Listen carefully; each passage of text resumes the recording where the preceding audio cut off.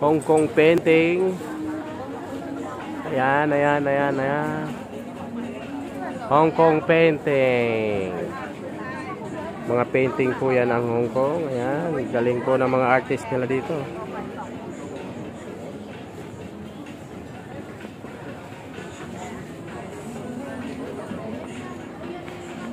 Wow, diba?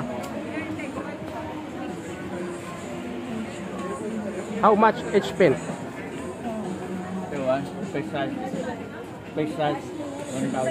$1,000. Size, pinakamalaki yan, oh. $1,000 yan.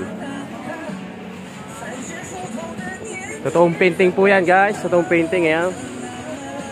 Oh, di ba? Gaganda.